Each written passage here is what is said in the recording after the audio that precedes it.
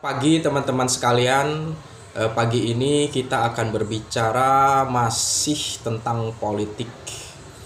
Saya pikir mahasiswa ini dalam sejarah itu memang menjadi agent of change yang melakukan perlawanan terhadap rejim yang menindas, misalnya di tahun 65, kemudian peristiwa Malari hingga peristiwa jatuhnya Soeharto di tahun 98. Baru-baru ini Ketua BEM UGM menyatakan mosi tidak percaya kepada rektor dengan alasan karena rektor banyak diamnya tidak mengkritik pemerintahan Prabowo Gibran gitu kan. Dan ujung-ujungnya tentu saja ya ada urusan soal ijazah Jokowi gitu kan ya, pasti di sana.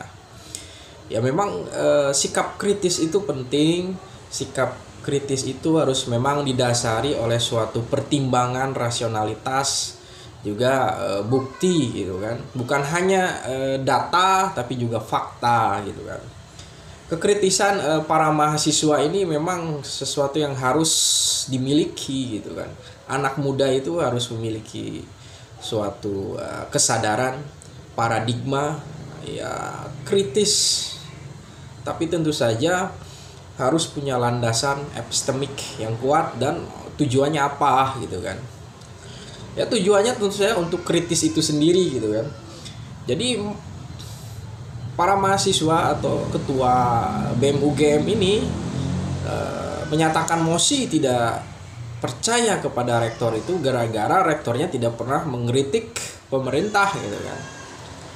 Ya sebenarnya ini ketua BEM jangan nyuruh-nyuruh rektor untuk mengkritik gitu kan. Rektor ya pada sisi tertentu kerjaannya banyak gitu, termasuk mengurus mahasiswa juga gitu kan. Ya kalau mau mengkritik, kritik sendiri saja gitu kan.